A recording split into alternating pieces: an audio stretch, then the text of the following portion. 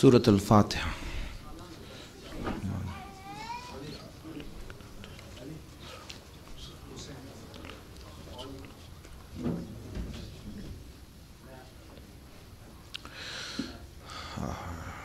Please also recite as Surah Fatiha for Marhum Ali Raza Qasimi, who passed away recently in this city, inshallah.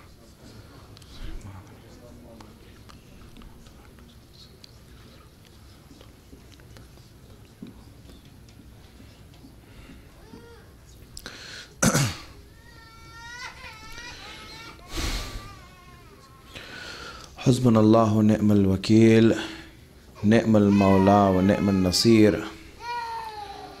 A'udhu billahi minash shaitanir la'inir rajim. Bismillahir rahmanir rahim. Alhamdulillahi rabbil alameen. Wa salatu wa salam ala ashrafil anbiya wal mursaleen. Sayyidina wa Maulana Abil Qasim Muhammad.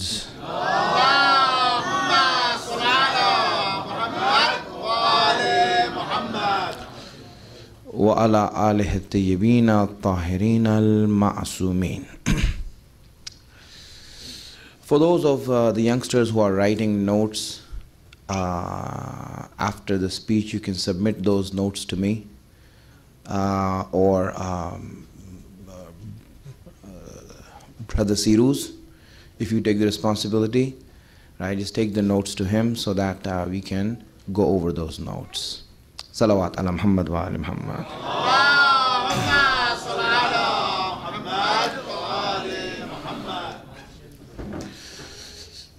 It is because of the high expectations that Allah has from His creation and from His people, from the believers, that He makes it difficult for them.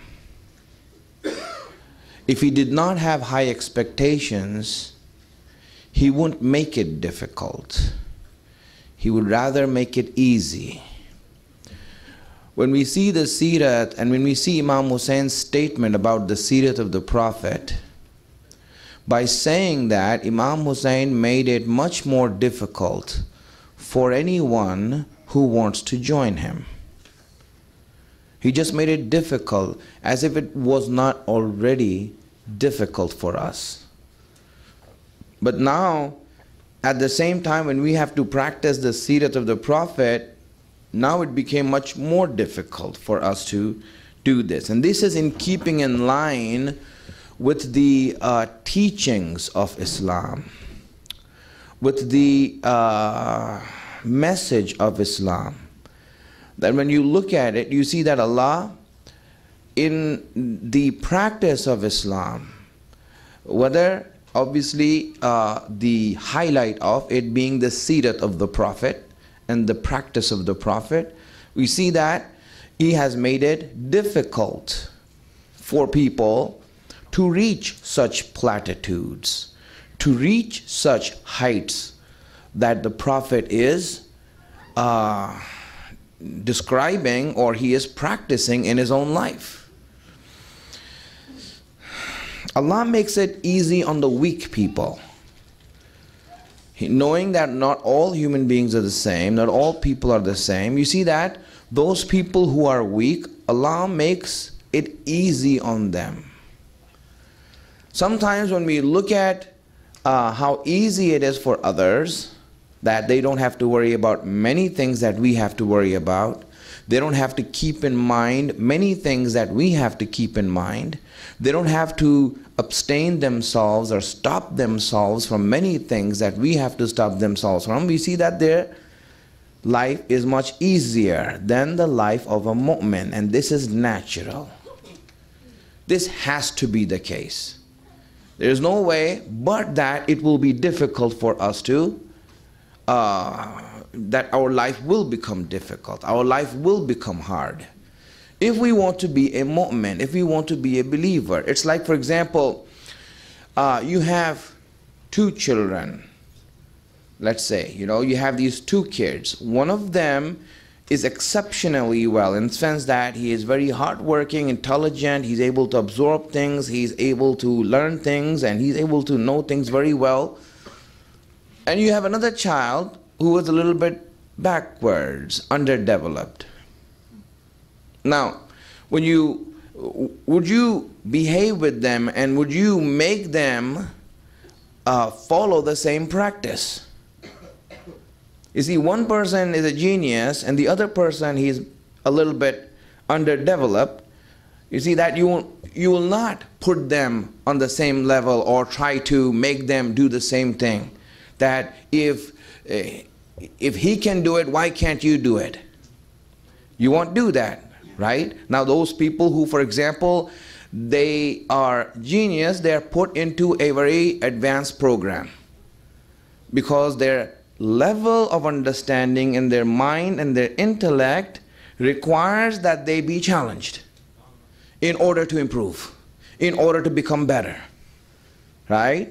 So you put them in an advanced program like IB program, or you have all kinds of these sort of magnet programs where you see that those people who have been gifted can be challenged and can achieve what they can achieve. Now, if someone is not so smart, if someone is not so good, if someone is dull, then obviously you would want to let him take his time in learning, so his progression can be at his pace. You don't want to put him in an advanced program. That will be harmful for him. It will be hard for him. He can't do that. So that's the reason why you see, for example, when Allah looked at all of humanity, He saw that there are some people who are gifted, so He must put them in an advanced program. My friends, Islam is the IB program for humanity. This is the IB program. This is the advanced program for those people who are capable of taking challenges. For those people who are capable of growing fast. Allah says here, this is your program. Right? So don't look at the others and say, well, why can't I just be like easy off like they are? He said the reason they're there is because they aren't able to live the life you are living. Yes, everyone goes through, for example, hardships when tragedies come. Earthquake happens, hurricane comes, and you know what? Everyone's without water. So everyone has to be without water. Everyone has to be without food. They all have to live through it. But who would do it voluntarily? You see, who would do it by their own choice? Who would do that? This is where you see the difference comes. And that's why you see Allah put believers in a program that does challenge them, that does make them do things and that other people cannot do. Salawat ala Muhammad wa ali Muhammad.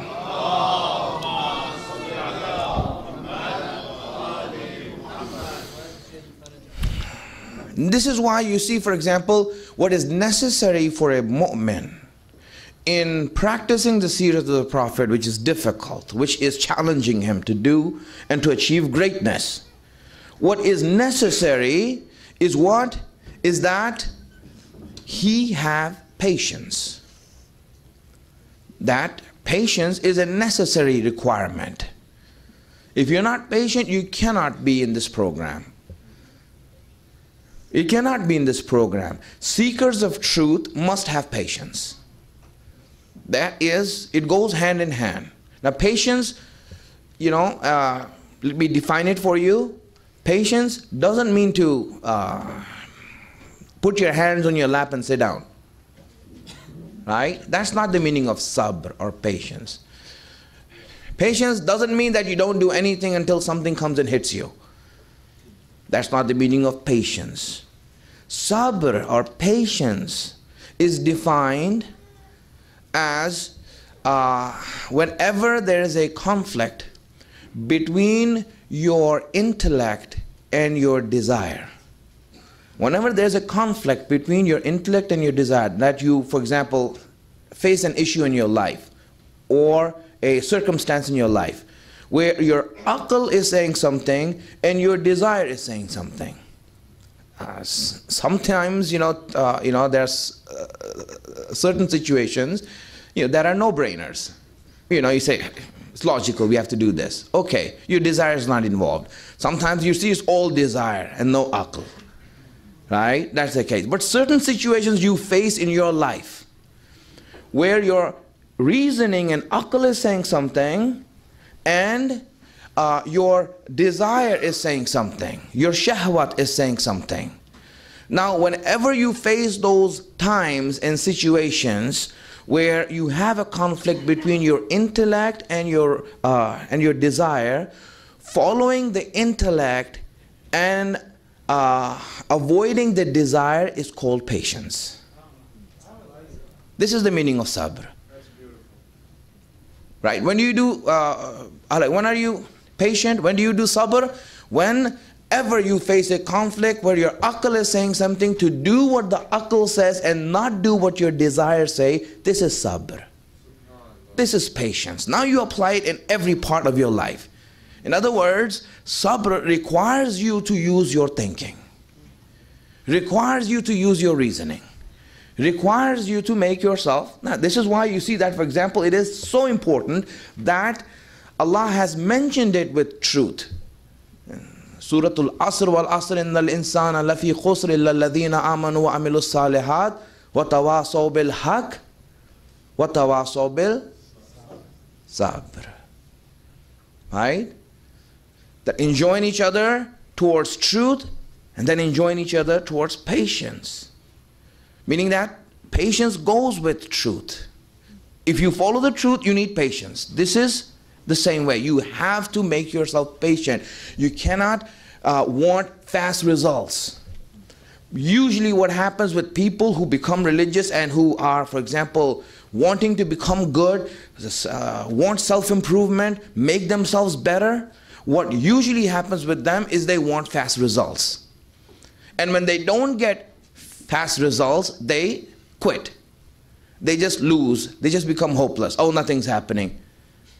For example, you hear that if you, for example, pray, or if you make this dua, or if you do this amal, then this is the reward for it. So now, they start doing it. A year goes by, 2 years goes by, and now, all of a sudden, because they have been regular in doing this worship, in doing this amal, in reading this dua, now they think that they deserve a visit from an angel. They're like, I haven't seen any angel come down to me yet. When am I going to get the angel? They're very impatient.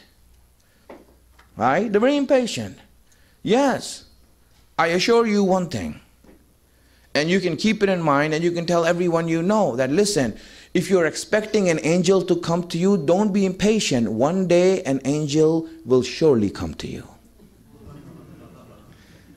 Allah will send you an angel. Right? It's Malakul Maut. It will come. It's sent by Allah, and Allah will send it to you. And you will see an angel in your life. Don't worry about it. Before you die, you'll see it. So every human being will see an angel. But people are impatient. They want results right away. They want to see results right away, and it doesn't happen like that. Salawat ala Muhammad wa ala Muhammad.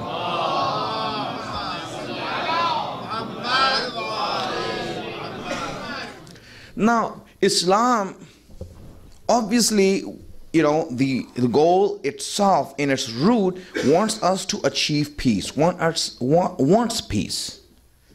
It wants us to have peace, right? And when you look at this, you see that this patience is for what? This patience is to achieve peace.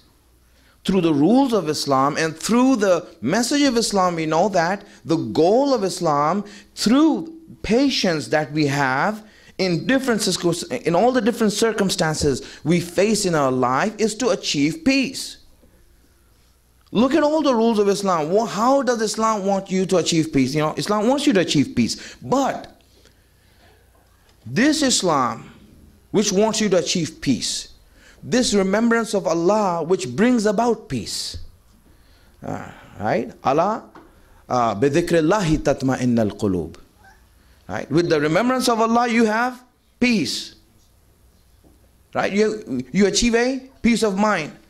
So this deen which brings about peace, the remembrance of Allah which brings about peace, the Islam itself which brings about peace, the same Islam also takes away your peace. The same Islam also takes away your peace. This is, what I mean to say, that when we want to discuss things, we want to discuss things in depth, so that you understand things in depth. Islam, on one hand, wants you to have peace, but on the other hand, takes away your peace. On one hand, it says, listen, Islam is about peace and this and that, this and that. And then it says, Imam Hussein comes along and says, this is what you have to achieve in your life. And you're like, but that is going to make my life hell in trying to achieve this height. He says, you have to practice the Sirah of the Prophet. But, Ya Allah, if I try to do that, my life will become hard. I will lose my peace. I'll lose my peace. I'll lose my tranquility that I have, It has to be messed up. So now with all of this going on, at the same time Islam is saying that we will take your peace away also. Look at the rules of Islam. When you look at the rules, what are these rules of Islam that Allah wants us to do? Right? I mean, all the rules of akhlaq that we see. I want you to see these akhlaqi rules. What are they for? He says, don't look at the world of other people, meaning the wealth of other people. Right? When you look at the wealth of other people, it will disturb you. In order for you to have peace, don't look at it. Don't make your eyes go towards it. Oh, he has such a car. Oh, he has such a house. Now what happens? My life was going very well until I saw that. Now how can I get it? Now I'm disturbed. You see? This is how Allah is saying, listen, this rule is for what? So that you can have peace. Right? For example, Allah says that you shouldn't backbite. And you shouldn't say wrong things about others. Why is that? Because by backbiting, obviously it's not hurting him, this and that. Yes, his reputation is something else, but the eventual thing that's happening is that when he gets to know about this, his peace of mind will be taken away. That why is he saying this about me? You see, again, don't do this. Why? Because this will disturb the peace in the society. This will disturb the harmony and the tranquility in the society. That's what it's about. The rules of Islam, you see, the rules of akhlaq are to maintain peace, to bring about peace. Same time, but through hardships. Right? Don't do ghibat, don't backbite. Now, for example, you get to know something about someone, you got to hide it. You know how hard that is for some people?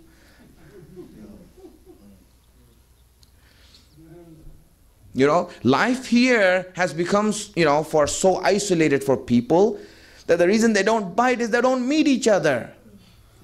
Right? They live on their own in their house. That's it. You see someone at the masjid, that's it. You don't know each other. If you get to know one another, if you get to know something about someone that is negative, imagine what will you have to go through in order to keep that inside of you.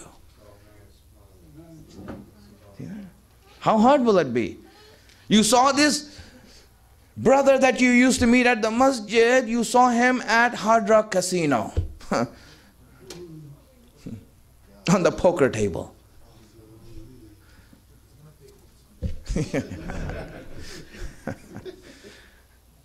Right, and now what happens when you see him? What will happen? Tell me. How hard will it be for you to keep this to yourself? You see, understand this.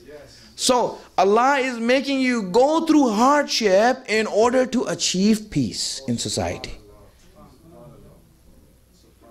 Right? You're going through difficulty in order to do that. This is what's hard, my friend. You see, all the rules of akhlaq are hard on us. But the eventual thing is peace. So now Allah wants us to get peace. For what? See, Allah, all of these rules you made in order to create peace in the society, in order to create harmony in the society, tranquility in the society. For what? What's the purpose behind it? Also, I mean, so that we can live happily ever after. Allah is saying, listen, I took away your peace in order to create peace. I took away your peace in order to create peace. Create this harmony, create this tranquility in the community, in the society, in amongst human beings. All of this is for what? All of this is being done in order that what?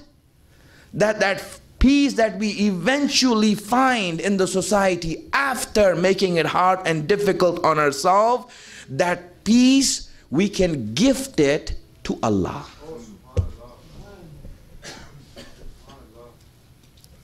And friends, you know, the irony of human beings is this, and this last part is what we avoid.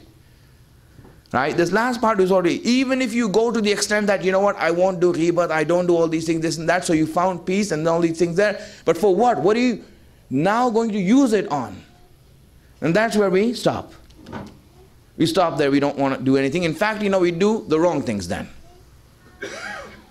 You know, all this advancement that has been made, all this advancement that has been made, where now we can cook with a push of a button.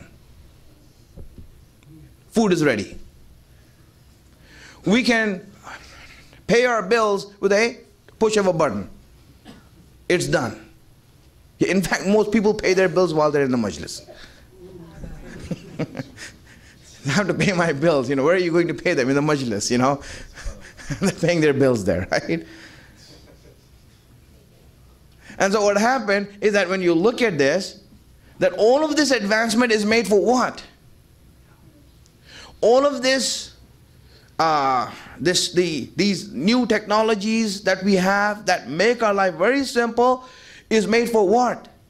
So that we can have more time. Right? So that we can have more time, right? I don't need to spend 2 hours to cook food. Now I can do it in 5 minutes. I don't need to, for example, go here and there to pay my bills. I can do it from home and save hours. So now, all of this time is being saved for us through all this advancement in knowledge. Now, when all this time we have, where do we spend it? See, understand this. Where do we spend it? We have a lot of time, right? I mean, we are living in the 21st century. We are living in a very advanced society. We are living in a place where we have so many conveniences. So we must have time. So now, it's ironic how that now the only thing we don't have is time.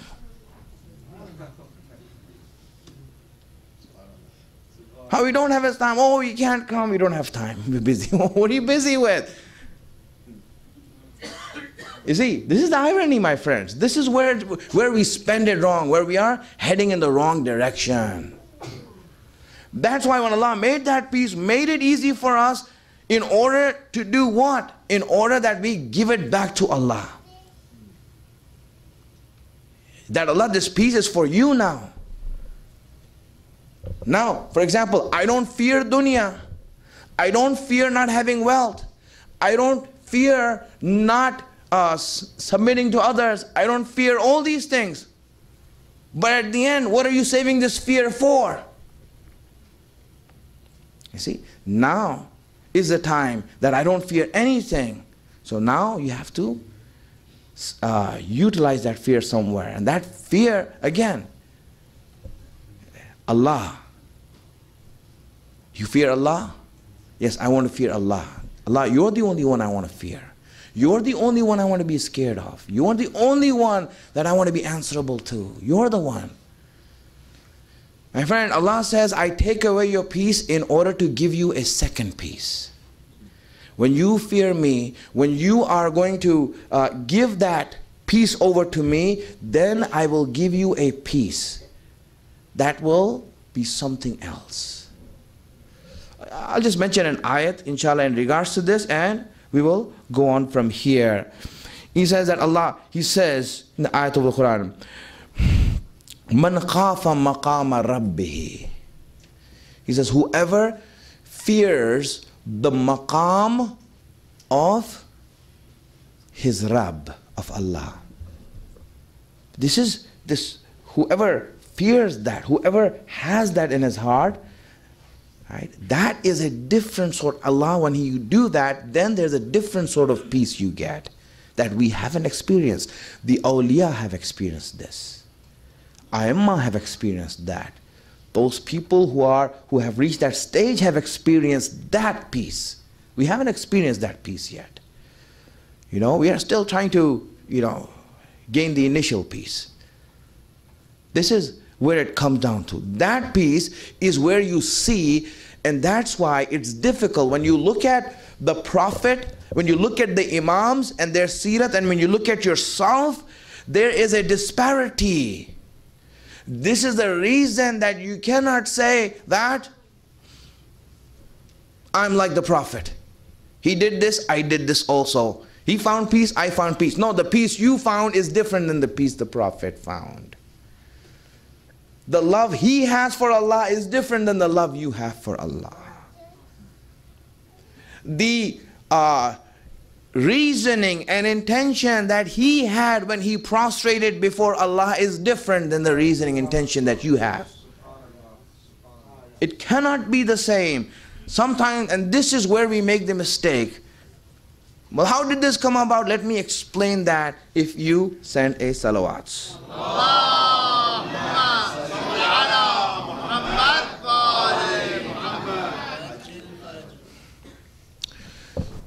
As an introduction, after looking at the Sirah of the Prophet, and I've mentioned those places where he had to deal with a lot of ignorant people, a lot of people who were just completely, backward, hard-headed, hard-hearted, merciless, people who were such that you would know that, if they're living now, they'll be hardened criminals, right? These sort of people, when you look at the Prophet, live amongst such people. Live amongst such people. The only thing we feel is that really, how mazloom was he? How really oppressed was he? How oppressed is he that he's living among such people? This is, my friends, even though the Prophet in his practice, and we see this in his practice, in his way of life, was very much at the level of the people. He was at the level of the people. I gave you examples yesterday. Even right now, for example, a Bedouin. A Bedouin came to the Prophet and he offered him a gift. He offered him a gift. And so Rasulullah accepted the gift. He said, thank you. He accepted it. As soon as he accepted it, the Bedouin said, so where's my money for it? Right? So what happened? Rasulullah started to laugh. His companions started to laugh. And the person also started to laugh. Right? And he made everyone, as a joke he was saying this. As a joke he was saying this.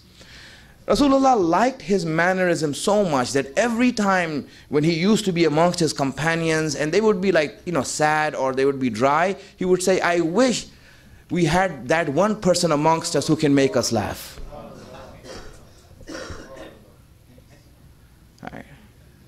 He always remember that, I want that guy, when he's around, he makes everyone happy. Right? Now imagine the Sirah. He was so much amongst the people, so much with the people, that it was easy for them to approach him. There was no hardship in approaching him at all. That they would just come up to him asking questions. Ya Rasulullah, what is this? This and that. That's it, they'll ask him like that. You see, this habit that Rasulullah had, and obviously he made it such. He made it such that eventually he changed the hearts and the practice of most of the people who lived in that land. Salawat ala Muhammad wa ala.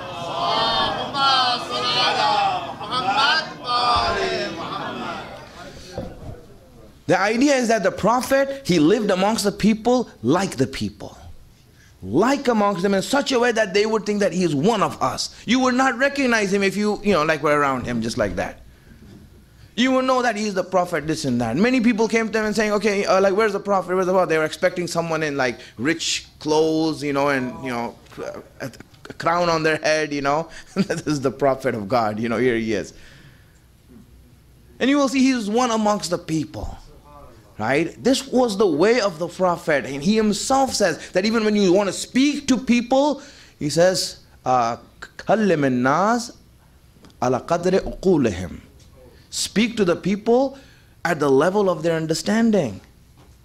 Right? You might be a scholar. You might have learned a lot.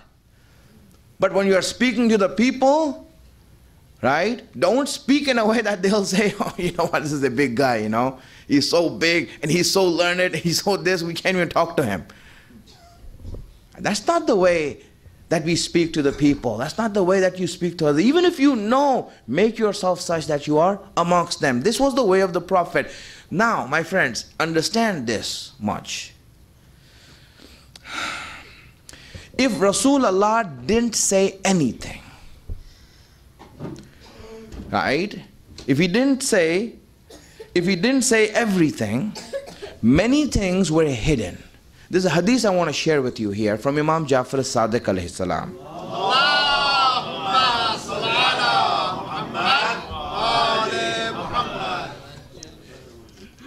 Imam said, Ma kallama Rasulullah ibadahu bikunhe aqlihi qatto. He says that Rasulullah did not speak to the people from the depth of his understanding. He didn't speak to the people from the depth of his kunhe aqlihi means that where his height, where the height of his aql is. Where his aql and his intellect reaches, he didn't speak to them in that way or from that. So this hadith is showing that there are many things Rasulullah did not tell the people. There are many things that he did not express to the people. Why? Not because he couldn't, it's because they couldn't take it. They couldn't handle it. Even the things that he said, you see those people were becoming shocked and they were protesting and opposing him. What are you saying? We have no understanding of what you're saying, this and that. Many things of his understanding, you see that he did not say it. He did not express it. So, most of the people who lived in that time of the Prophet thought that Rasulullah is, one of us or a little bit better than us. A little bit better. A little bit better than us. That was their image of Rasulullah. That's what they thought of Rasulullah. When we look at the Prophet, is different than how they looked at the Prophet, people who were living with him. The companions who were living with him, when they looked at the Prophet, they weren't raised going to, for example, Islamic schools and learning, he's the messenger of Allah, he's infallible, he is this, he's that. Right? They didn't grow up learning that. When we look at the Prophet, it is different. Now if Rasulullah comes, we will just be in awe. We'll just be in love. We'll just be in adoration. We'll just be like, Ya Rasulullah. We just want you to be here. Just imagine if he comes. How will you feel if he comes? Imagine this, my friends. So the people at that time, they didn't have that view of him. They say, yeah, he's a good man. Muhammad is a very good man. He's a really nice man. Very good. Now, would you say that about him? Oh, he's a very good man. You should meet him also. He's very good, very good. That's something you'll say about, like one of you, mashallah, he's a good person. Mashallah, you should meet him. Great guy. Right? But that's not how you would talk about the Prophet. You see, your view of the Prophet is different than the people of that time. Their view of him was different. And this view that you have of the Prophet, this view that you have of the Prophet is not accidental. This didn't come about by accident. My friends, this view that you have the Prophet, this respect and honor that you have the Prophet, if anyone would do or say something to dishonor the Prophet in the minutest way, you will stand up and say something. Right? You will say something, right? We'll be like, what are you talking about? What are you talking about? No, that won't be the case. You know, I mean, you will stand up for it. Many times Rasulullah was, you would say that, disrespected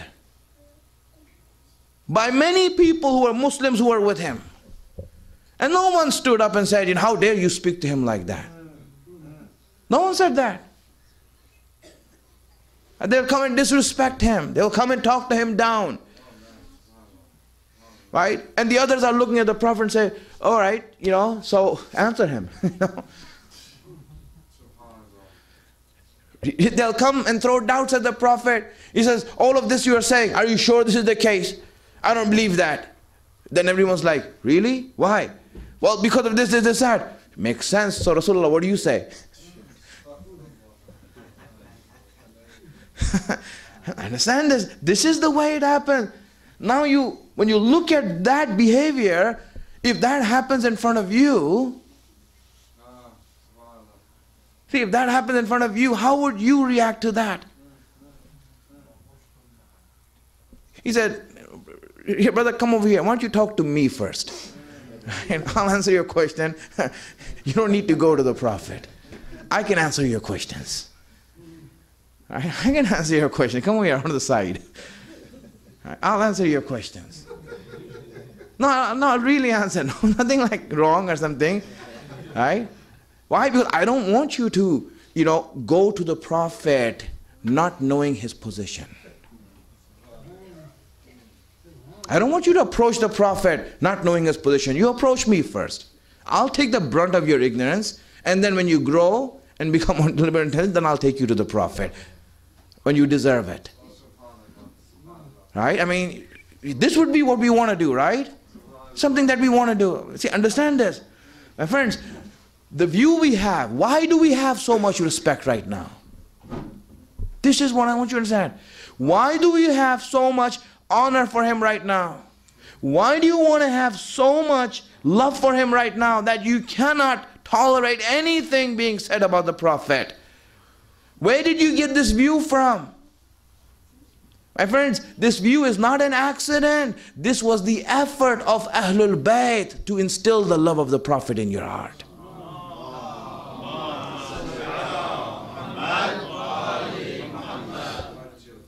This is the training of the Imams. That today we have this adoration for the Messenger of Allah in such a way, this love for Rasulullah. They taught us about him in the true sense. And those who did not go to the door of Ahlul Bayt to learn about the Prophet, they are still struggling to find peace with the understanding of the Prophet.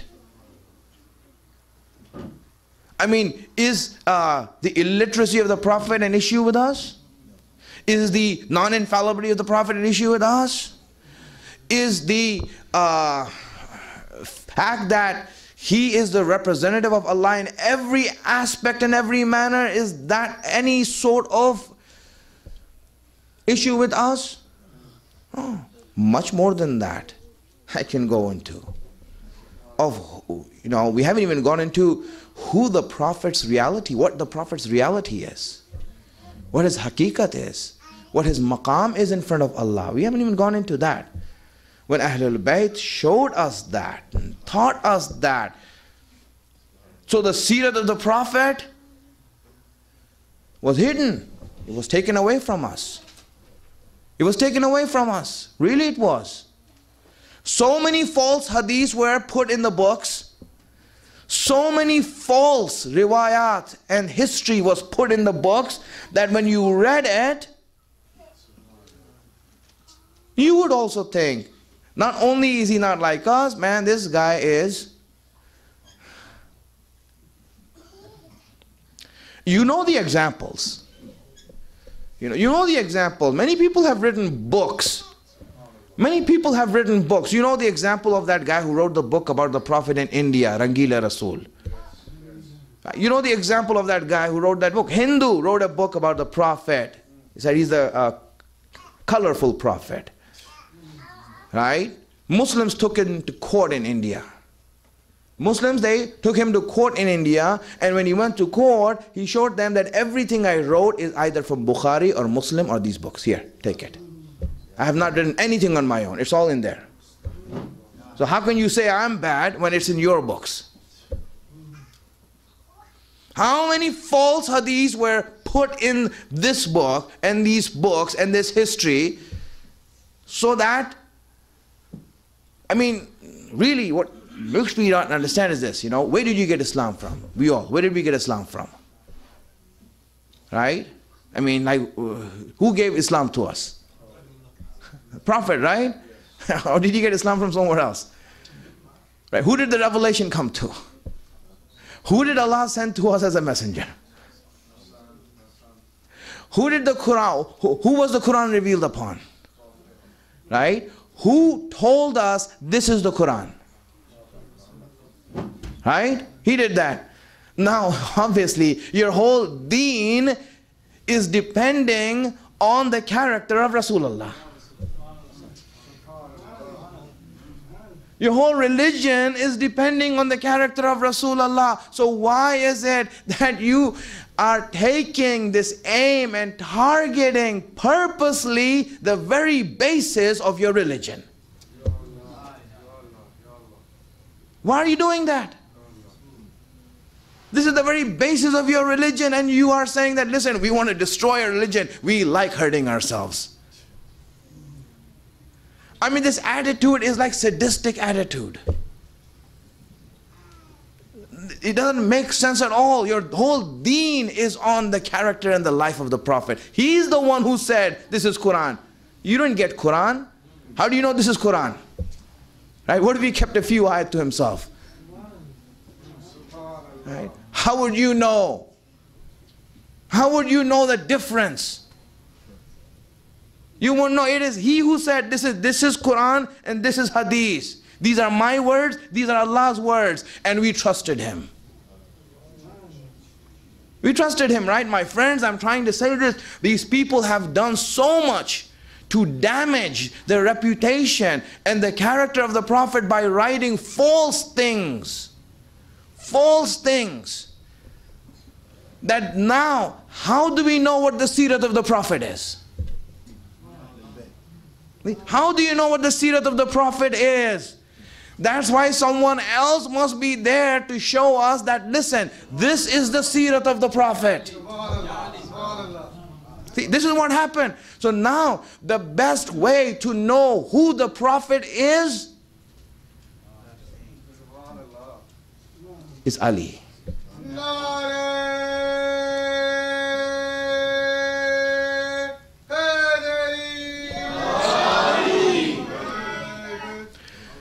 And I'm saying this to you, let me explain why. Let me give some reasoning why.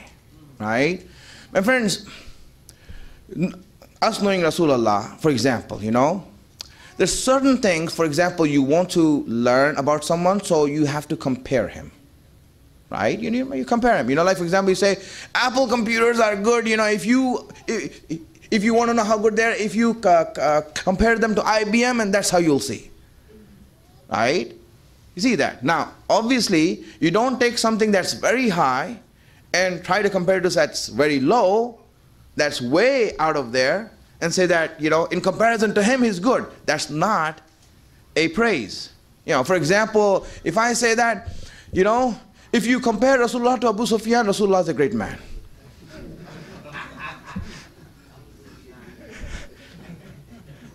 What kind of comparison is that? What kind of comparison is that? I mean, that is an insult to Rasulullah even to put them in the same sentence. Anyone is better than Abu Sufyan.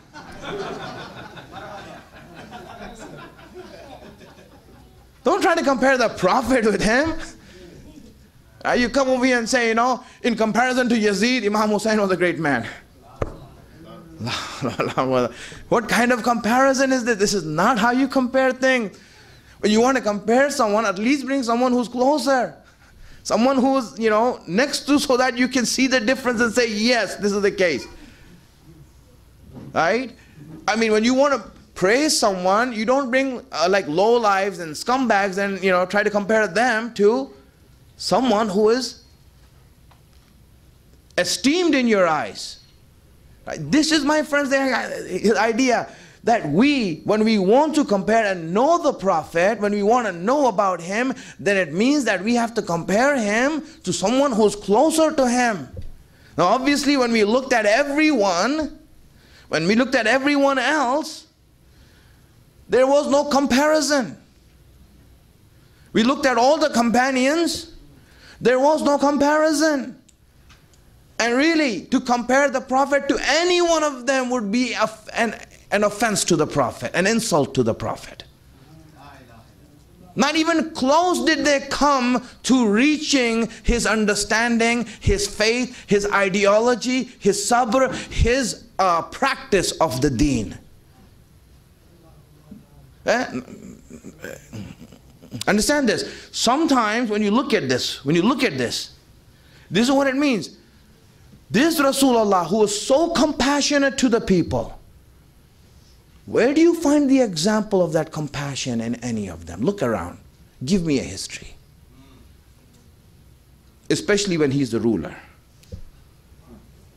When he's the ruler, you know, his compassion was so much that he would just take the brunt of the ignorance of people on his own shoulders. Finish. Not want to say anything. He himself says in Quran, Allah quotes him, he says, you know, Inna qawmi la ya'lamun. Allah, my people do not know. Forgive them. With all the hardships, tell me who amongst the Muslim rulers practiced the compassion of the Prophet? Anyone who would, you know, who would in any way defy them, right, would have to face court and death. Right? And there was no court, so just death. You know, I mean, look at all the history. Look at all the history, you'll see it. It's all clear. I don't have to say anything. History is there. Who amongst them? That's why we needed an example. We needed someone to say, listen, what is the Sirah of the Prophet? There is a veil between us and the Sirah. There is this veil of ignorance in this dark period between us and the Prophet. Tell us, what was the Sirah of the Prophet? That's why the only one who could truly depict Rasulullah's lifestyle and live his lifestyle and was the example of the Sirah of the Prophet was Imam Ali alayhi salam.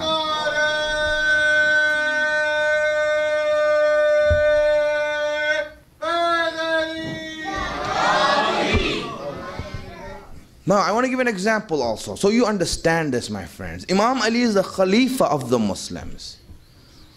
When he became the Khalifa, the boundaries of Islam were larger than any other Khalifa before him. Now, when he assumed, when he assumed Khilafat, it was after them, so the boundaries were larger. He was his army was bigger. He was more powerful, more established as the ruler, right? This is Imam Ali in Kufa. Let me give an example of Imam Ali in Kufa. He's walking in the street of Kufa and he sees a woman carrying groceries. And they're heavy. Imam Ali went to her and offered her help. He offered her help. And so, she was happy someone would help him, Bad times, no one helps nowadays, This and that. So as they were going home, she's speaking to Imam Ali. And I want you to keep the Sirah of the Prophet that you know now with the Sirah of Ali. This is how we learn.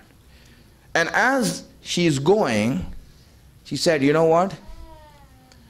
all these hardships are here, my life has become hell, my life has become bad, and it's all because of Ali.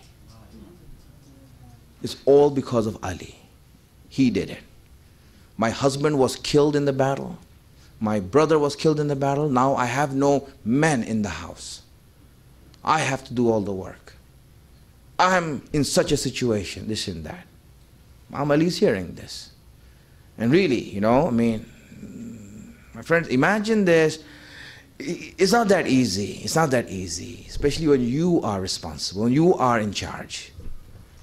You know, just to, as I said, right, just to give an idea of what is being said and what Imam Ali is feeling. If you overhear your child, see them on Facebook or on the email say, you know what, my father really doesn't know what he's doing. He's just bad and my life has become hell because of him. Imagine how you would feel. Imagine how you would feel. I don't know that. I mean, you feel like, you know, what am I doing? Right? Imam Ali heard her whole story. They went to the house. Imam Ali said, you know, Ali is not that bad. Ali is not that bad. He said, no. You know, he killed my husband, he killed my brother, he killed all the men in my household. Now obviously they went with Imam Ali to fight.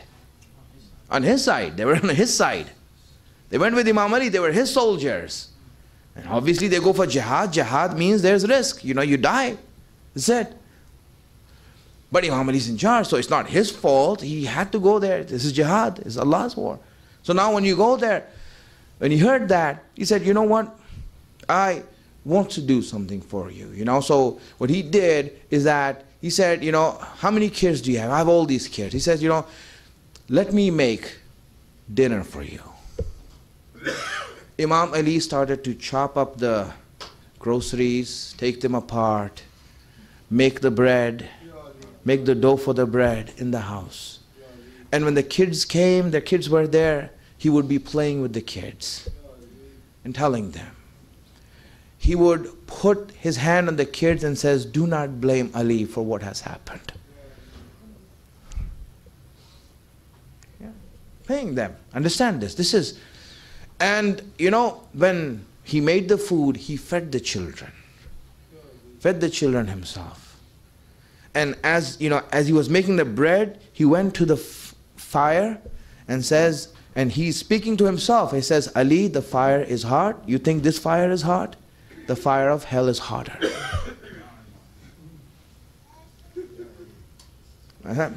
This is, understand this. This is Imam Ali. This is the Sirah, right? Imam Ali, when he made the food, he served the kids, showed them love. You know what? The lady was thankful. She appreciated what he did, that he helped her. He gave her some rest, some time to rest. You know, it was only when someone came and saw Ali and they said, you know, do you know who that is? He said, you know, no, I don't know, just a very good man. He says, this is Ali ibn Abi Talib. You know, and she just looked towards him. Imam Ali had gone. He looked towards him and says, why am I saying this about Ali? And friends, you know, this is the Sirat of the Prophet. This is where we learn the Sirat of the Prophet. And friends, if today Rasulullah came and stood in front of you, how would you be your behavior? I have known people who have seen the Prophet in their dreams. I have known people, you know, have seen the Prophet and they said, you know, we saw the Prophet in a dream, this and that. And, you know, every time that they spoke about the Prophet in their dream, every time they spoke about the Prophet in their dream, they said that, you know, everyone I spoke to, they said that, you know, we were just too embarrassed. We could not see him eye to eye. So much love we have for him. You know, when you love someone so much, when you respect someone so much, and honor someone so much, how can you just look at him eye to eye? You'll be bowed down before him and said that. that I feel ashamed to just look at you like this.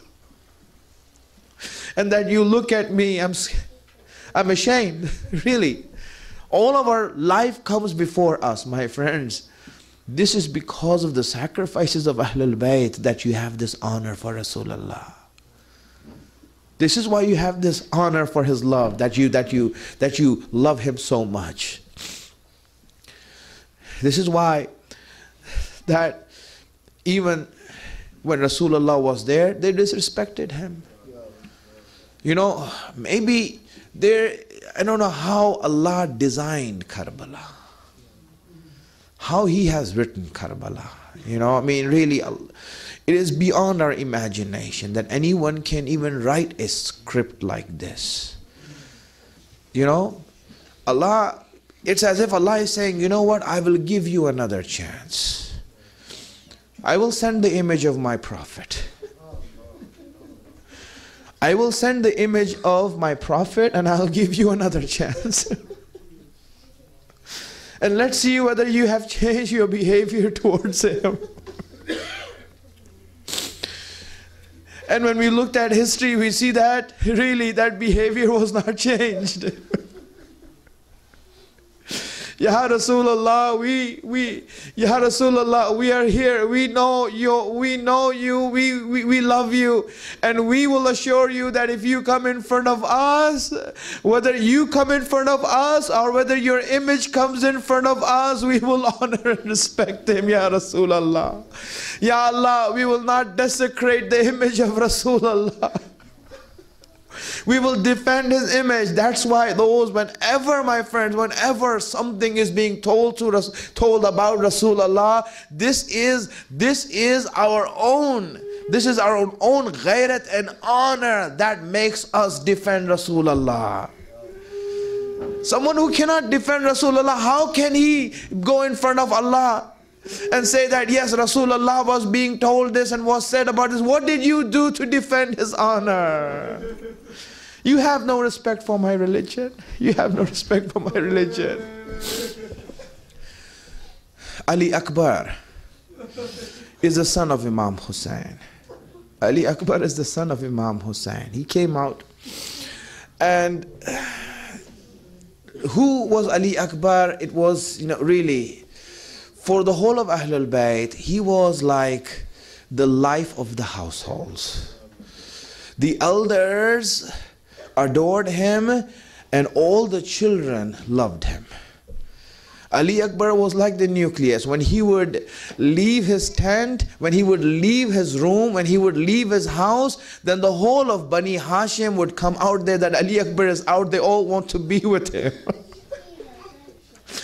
You know why? Because they say that Ali Akbar, not just in his image, but in his sirat and the way that he talked, the way that he behaved, the way that he would smile, he was like Rasulullah.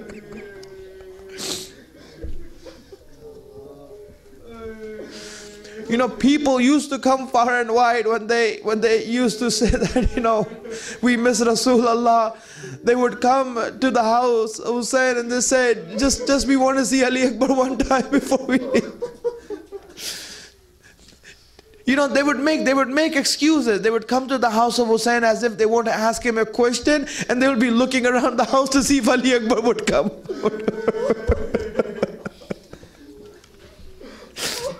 That one glance at the Prophet, one glance at someone, the image of the Prophet, that we will be happy with this. We will live with this memory for the rest of our life.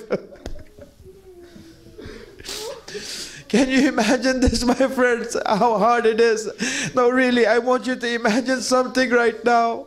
How hard it is that people, they remember Rasulullah that way because Rasulullah is away from us. Sometimes this is something that it's so hard. A mu'min, if we are truly mu'min, how hard it is for a mu'min that he can live without his imam. Just like people used to remember Rasulullah, that one glance and that will be enough for us for the rest of our lifetime. Now that we are living in the time when our imam is not here and present in front of us, can you imagine this? that we can call to Imam and say, Imam al-Zaman, just one time if you show me yourself, I will be happy forever. I don't need anything else. How unfortunate are these eyes. This is the dua that we have from Ahlul Bayt. Make dua this way to Allah. How unfortunate are these eyes that we can see everything in this world, but we cannot see Imam Zaman. That Imam, this eyes cannot see you. What is the use of these eyes that I can see all these things? All this dunya I see, all these worthless things I see, but I don't see you, Imam al-Zaman. Come, one time if you show me your face. Just show me one sort of compassion. I am happy for the rest of my life. I will never ask again. That's all I want from you. Oh, Ali Akbar, when he was around, people used to look like that. Can you imagine that? This is the love they have. That's why, my friend, don't think it's strange that anyone who is closer to us than Imam al-Zaman, if we see them closer to them, there's a reason that we fall in love with them also. We fall in love with them also. Why? Because they're closer to Imam than we are. We love you because you are with them. But this is your love that is speaking, and that was the love of Rasulullah that was speaking at that time. When Ali Akbar would be around, people would just want to stay there and see him, not take their eyes off. This was Ali Akbar. That's why when you see, when Ali Akbar came to Ashura, when he came to Karbala with Imam Hussein, Imam Hussein, with all the, Imam Hussein was not there to fight, my friends. This is what I'm saying. When you look at Karbala, Karbala was not a battle. Karbala was not a war. Imam Hussein was not there to fight. Imam Hussein, because when you look at his weapons, when you look at his soldiers, when you look at his design for battle, you will see this is not a war. This is like as if he is trying to save someone. Say something to someone. Imam Hussein is trying to do that. That's why when the morning of Ashura came, Imam Hussein said, Ali Akbar, go and give the azan, Ali Akbar. Give the call for prayers, Ali Akbar. When Ali Akbar went out and he said, Allahu Akbar, Ashhadu an la ilaha illallah. When he started to say the azan, and the sound of the azan echoed in the land of Karbala, and the people on the army of Yazid heard the azan, many of them remembered the voice of Rasulullah. He says, as if Rasulullah is giving the azan.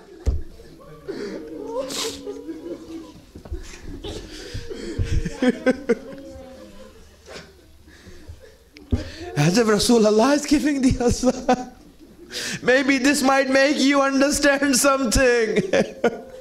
No, even the azan of Ali Akbar did not work, because right after the prayer, the first arrow started coming in.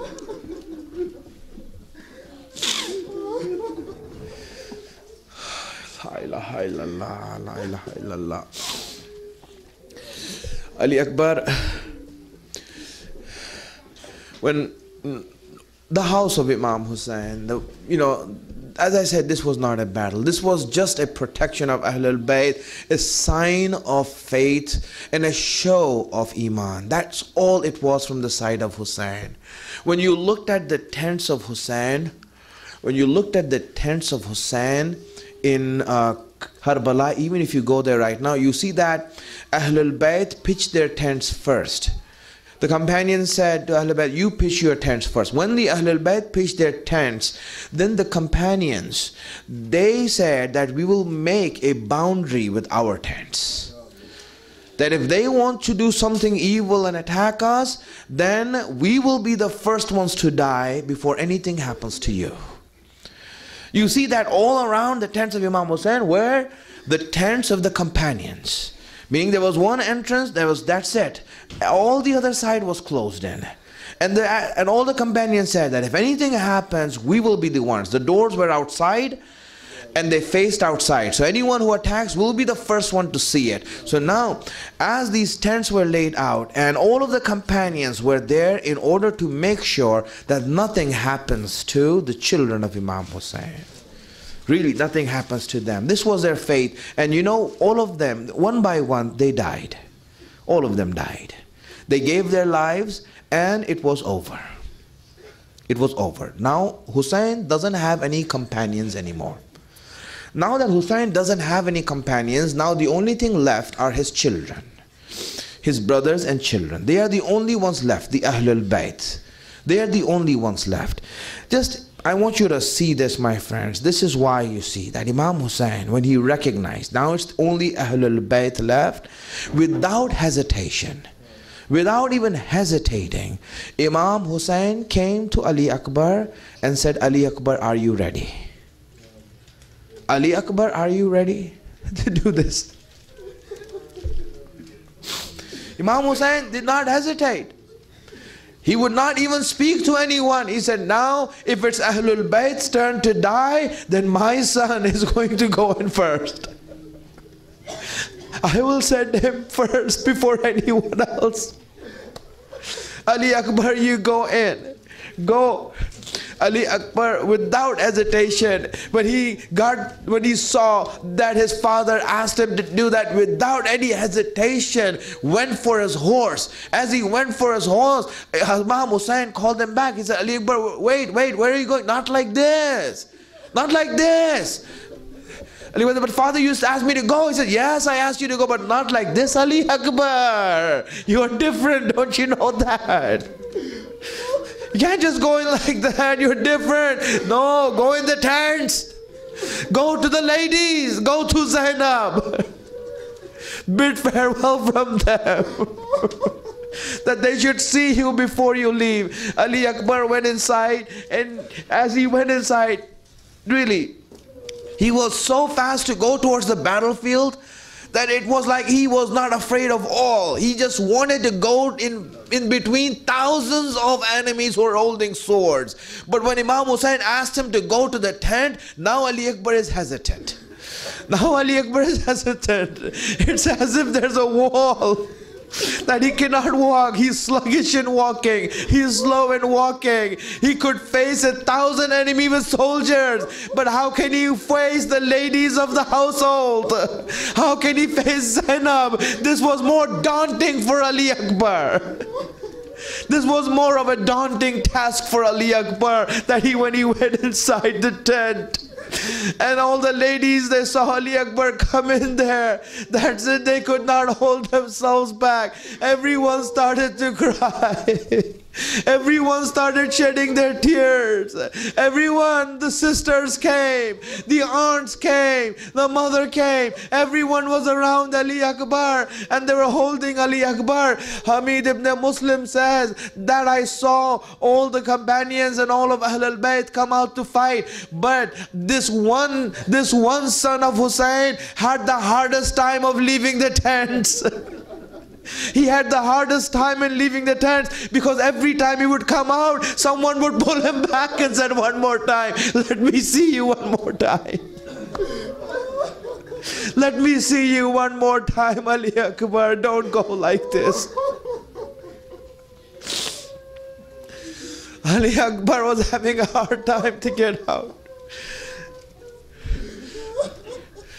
Let me just go forward. Ali Akbar came out, came to his father. He says, I bid farewell to them. It was hard for Ali Akbar, especially his aunt Zainab, who raised him like a mother. It was hard for him to leave her like that. But when he came out, he came to Imam Hussein and said, Father, I'm ready. Imam Hussein, he helped Ali Akbar get on the horse, put him on the horse. He said, Ali Akbar looked around, saw the battlefield, and started trotting towards the battlefield. As if some shadow came and hit him, or he saw something from the from the side of his eye. Ali Akbar for some reason turned around and saw that Imam Hussain is following him.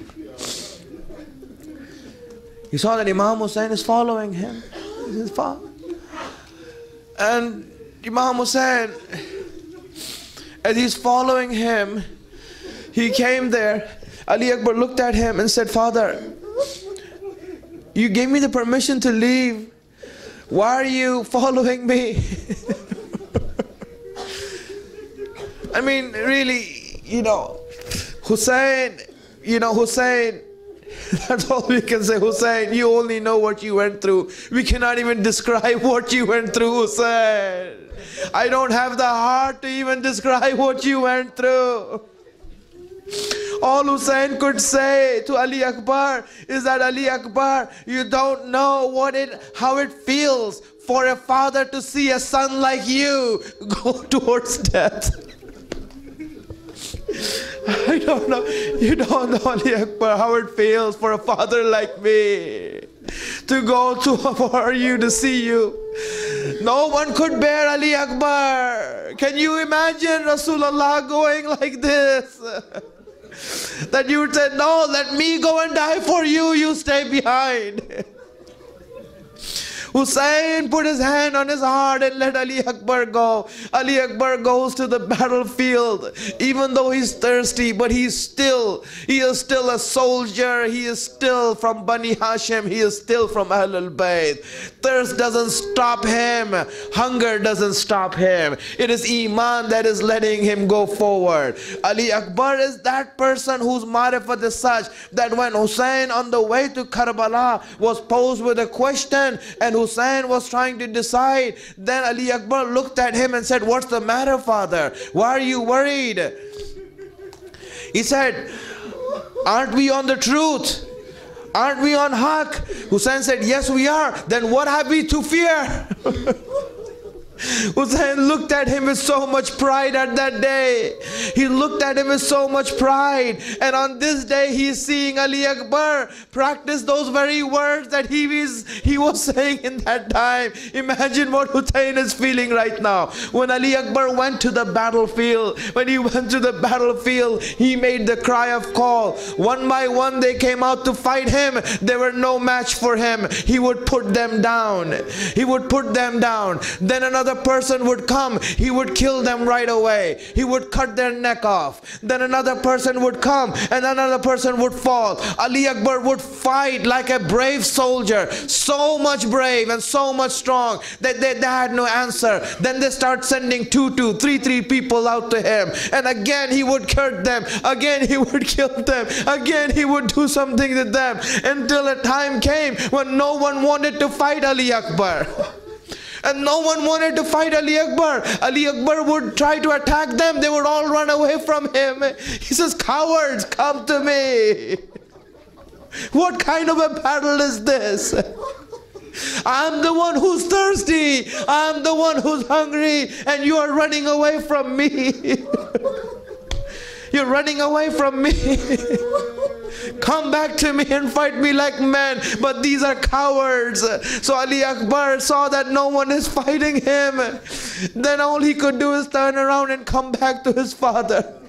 His father came out to meet him and said, "What happened, my son?" Ali Akbar did not want to go into many things. He just said, "Father, this thirst is killing me out there. This thirst is killing me out there. This thirst is killing me. If I can get some water, just some water I can get, then I will show you, Father, and you will be proud of me." Oh, Hussain, how many times did his heart break at that very moment? Allah knows what Hussain had gone through at that moment. All his life, Ali Akbar, who was raised with Zainab, Always he was raised with Zainab, and Zainab would fulfill his every wish to such an extent that there would be a time when Hussein would like complain to Zainab that, Zainab, this is my son, but he would never ask me for anything. He never gives me the chance to please him or to fulfill his wish. Zainab would say, with a mother like me, why would he go to anyone else? I would fulfill his wish. Hussein waited his whole life for Ali Akbar to ask him for something. His whole life he waited. Ali Akbar one time asked me for something. I am your father, you know that. Ask me. Ali Akbar now is asking for some water, and Hussein looks around. Ali Akbar. Oh, Ali Akbar, there is no water. He didn't want to say that to Ali Akbar. He said, Ali Akbar, come close to me. Come close to me. I will put out my tongue, and you come close to me and suck my tongue and take the moisture that's from my tongue. Do this, man. That's all I can do for you, my son. That's all I can do for you.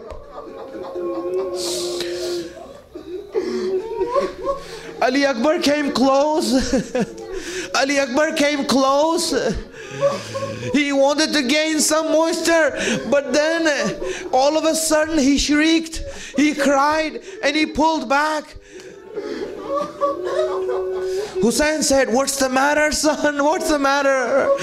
What's the matter? He said, Father, your tongue is more parched than my tongue.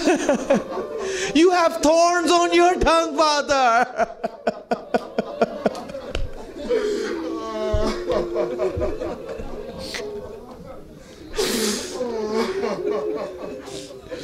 He said, go. Hussein said, go.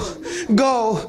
Now, oh, your grandfather, Rasulullah will quench your thirst, Ali Akbar. Now go. Ali Akbar went back. He went back, and then as he went back, he started to fight again. People started coming in hordes, and he started fighting again until someone made a plan to attack Ali Akbar from the back. He took a long spear, and someone came to distract Ali Akbar from the front. And then as Ali Akbar was unknowing that someone is behind him, someone came and rammed that spear through the back of Ali Akbar, and it came through the front of Ali Akbar.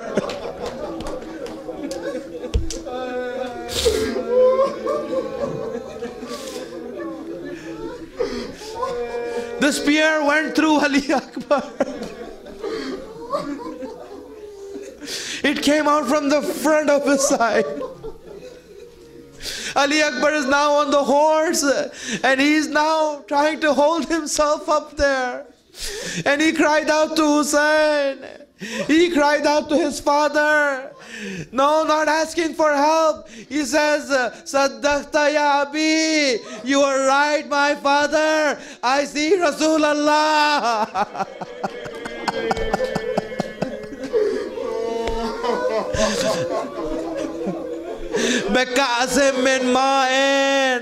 I see him with a drink of water waiting for me. Ali Akbar, this is it. Before even Hussein can come to Ali Akbar, it is said that Ali Akbar fell unconscious for a while on the horse. He didn't fall off the horse. He was on top of the horse, and the horse went towards the army of Yazid. As it went towards the forces of Yazid, and they saw that this is Ali Akbar here. Everyone who saw Ali Akbar. Now I want you to see this. Ali Akbar is the image of Rasulullah, the picture of Rasulullah. I would say this, when they saw Rasulullah's image come, everyone took their turn to hit him on the back with their swords. Everyone was slicing and dicing at his body. Leave him alone. He is unconscious. He cannot fight back. He cannot fight back. Leave him alone.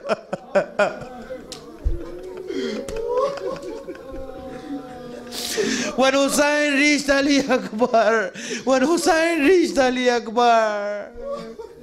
he fell, he was on the ground, taking his last breath. Hussain reached Ali Akbar, and Ali Akbar looked up at Hussain and he said, Father, couldn't say anything. Voice wouldn't come out of his mouth. There was blood in his throat. It was clogged up. He couldn't say anything. He was just heaving high, breathing hard. Hussain saw him. He said, Ali Akbar, calm down, Ali Akbar. Relax, Ali Akbar.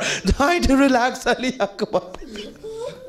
Imagine Hussain, what he saw when Ali Akbar was on the ground. He was heaving and heaving. And when Hussain saw him, he's asking him to calm down. How hard is it for Hussain to take this image in his mind? Is he going to live after this? Hussain saw that there's a spear that's stuck in his heart, in his chest. Hussain said, is this what's bothering you, Ali Akbar? Let your father take care of you. Let your father calm you down. Let your father put you to sleep, Ali Akbar. In life, I didn't have that choice. Today, I have this choice. Let me put you to sleep. Let me put you out of your misery so you can go. And Hussain took off that spear. As he took it off, Ali Akbar was no more. After that, Hussain said, Ya Ali al-Akbar, Ya Ali al-Akbar, after you, life is not worth living, Ali Akbar.